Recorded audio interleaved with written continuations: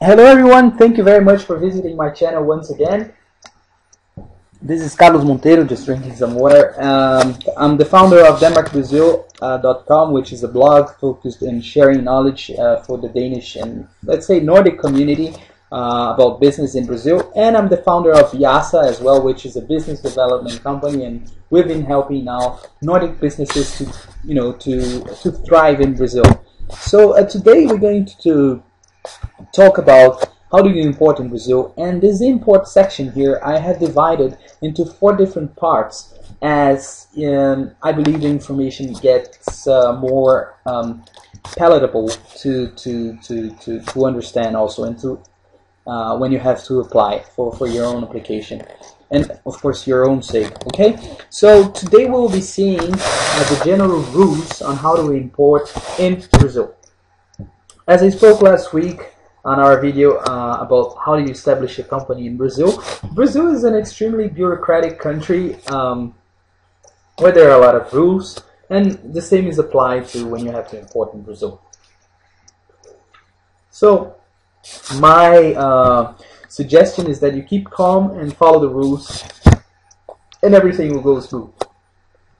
So I'll start this class today by giving you a quick review on what we have seen last week about the class on company establishment, because that class is extremely important to follow up, so we can have a sequence to this class. And then I'll be commenting on the different import modalities that we have in Brazil. Okay, we have basically 3 import modalities that are very important and which I believe you should know. So in our previous class, I commented about how do you import to Brazil.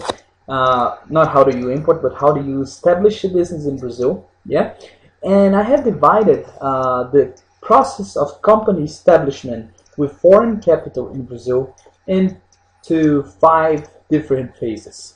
So when you reach phase 4, was basically on phase 3 you have your company established in Brazil. After nearly 100 days, you have your office. You will find a suitable location to your office and so forth.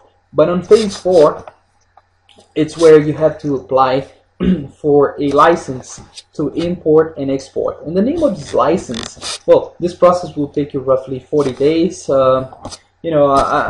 Please do watch the previous class if you haven't watched, and if you're curious on how do you if you're curious about the process of business incorporation in Brazil with foreign capital, I'm sure the reason why I recorded this class is because a lot of people in my list, they always ask me how challenging it is, how much does it cost.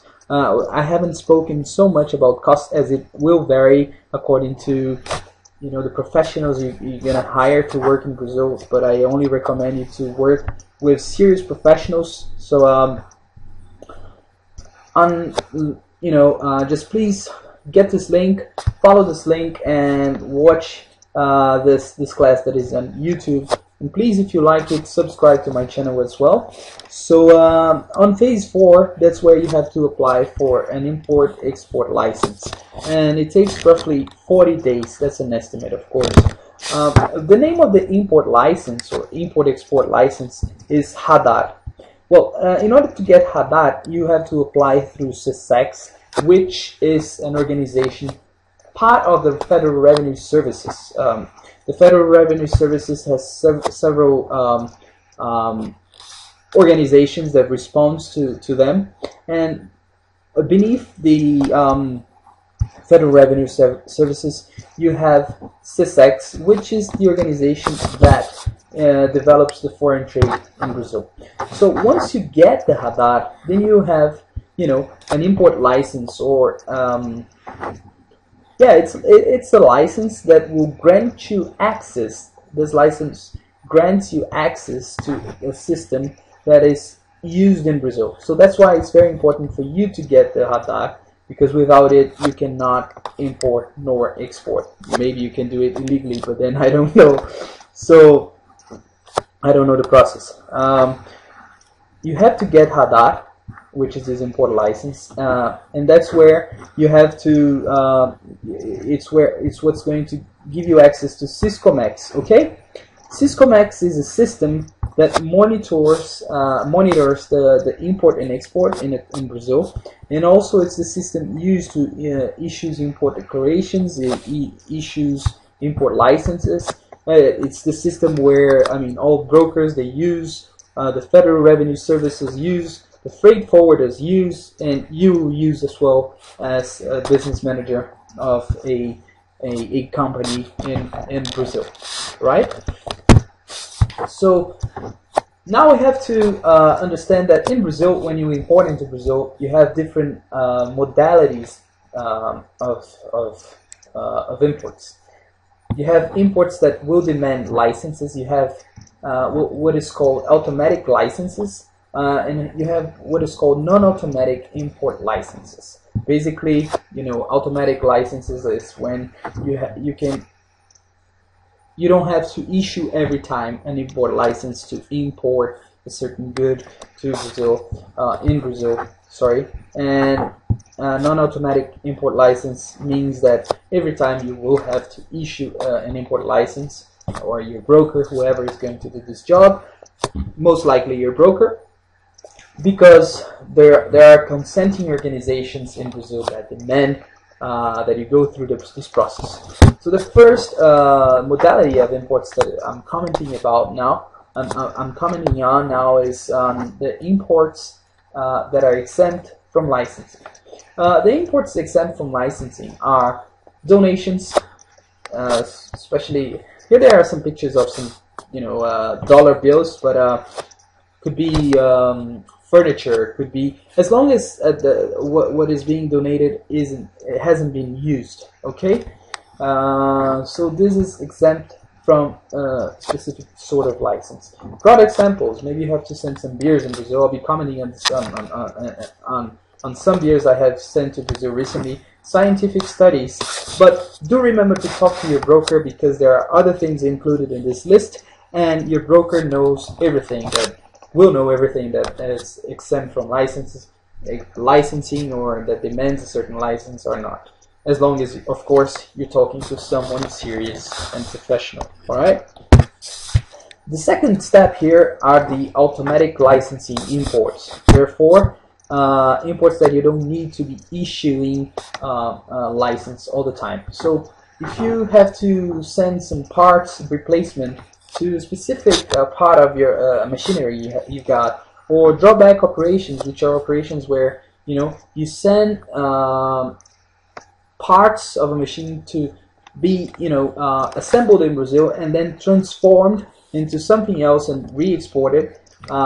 These operations, they go through an automatic licensing imports.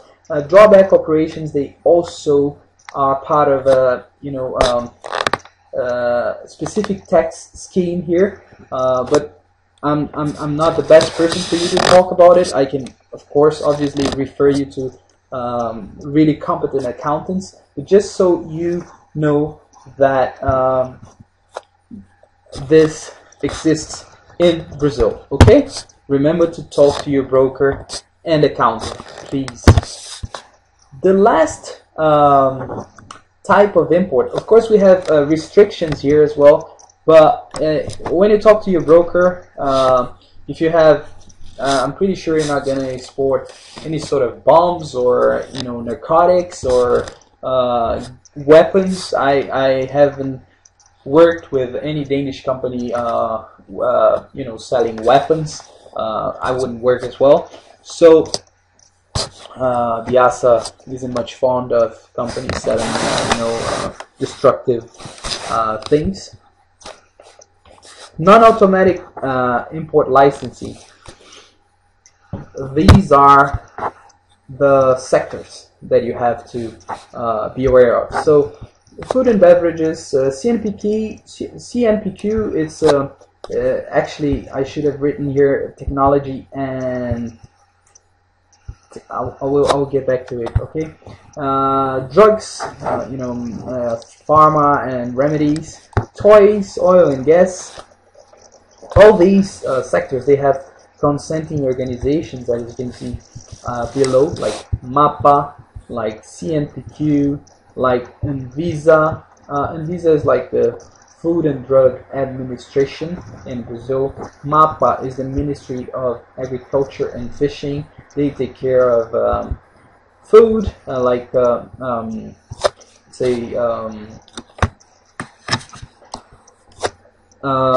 they take care of beer, food. Anvisa takes care of drugs. ANP takes care of oil and gas, and Inmetro takes care of, which is an institute responsible for measuring measures for toys, for example. All these organizations, they require that every time when you import into Brazil, your broker issue a specific type of license. So the licenses are not automatic. Again, talk to your broker, because there are other sectors that are part of this list. But once you have to export, I keep on saying export, but importing into Brazil, it's not something that each case is a case. So you cannot generalize. I can give you a very good idea about many things, but each company is part of a different sector. There will be a class where we'll be talking about, how do you discover how much taxes you have to pay, and this is very, this is a work that is, you can only do analyzing each case, because each company has a different HS tariff, or NCM code, which is a common name in the Mercosur, South America, common agreement, and each number, has a specific tariff applied. So it's impossible to make a class that will cover all the imports in Brazil. All right. Here I wanted to share a business case that happened recently to Biassa. Yes, sorry about that. Business case that happened recently to Biassa when we had to export beers, and of course there's a guy importing, right? That's why I'm sharing with you.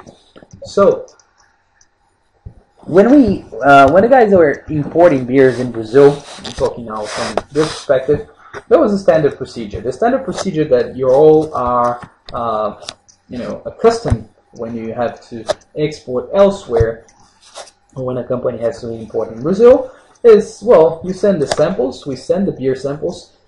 Actually, what happened was that as I was going to Brazil at the time, I took the samples with me. Just put it in my bag, took the samples, they tried the beers, they loved it. So they said, okay, let's start the negotiations. So once the negotiations were done, we sent them an invoice and a packing list. But then we reached the phase of the so-called non-automatic licensing. So what you have to do, the consenting organization here that takes care of beers in Brazil is MAPA. Again, the Ministry of Agriculture and Fishing. So they require that a laboratory analysis is done for the beers. So we did it. We have 12 years in Brazil, therefore 12 analyses had to be done. Then also they require that the certificate, that the Chamber of Commerce, creates a certificate saying that those beers are okay. That happened as well. But then in Brazil, it's also required something called Certificate of Origin and Analysis, and this is where our trouble started. We found it on the help of very competent people throughout this process, and they really helped Biassa, because without it, the beers would be probably sitting at the harbor, at the port, and we wouldn't be able to do much, because the laboratory, they had they had given us the analysis, but once I told the laboratory in Denmark, and I totally understand the lady, which I had, it wasn't an argument, but I had to explain. I mean, I think more than 100 emails for sure were exchanged during this, at least during the past 3 months, just with the laboratory. You know, I had to involve the Brazilian branch of this laboratory as well, and ask help for their CEO to explain what was going on. She didn't want to. She didn't want to give me another stamp into this paper called Certificate of Origin and Analysis, because she said, you already have the beer analysis from our laboratory, so I cannot sign another paper. And I totally get it, you know, but without this paper, the beers wouldn't have arrived in Brazil. So what I mean is, in our case, in this case, Denmark apparently you know, exports a lot of beers to Brazil, but they've been doing mostly from Germany, or at least this laboratory that we have used. And also beware that you're gonna have to use certified laboratories, but the importer knows they should have a list of laboratories you will have to use. The laboratory didn't know about this procedure, so it took more than a month to get this sorted out. We did sort this out.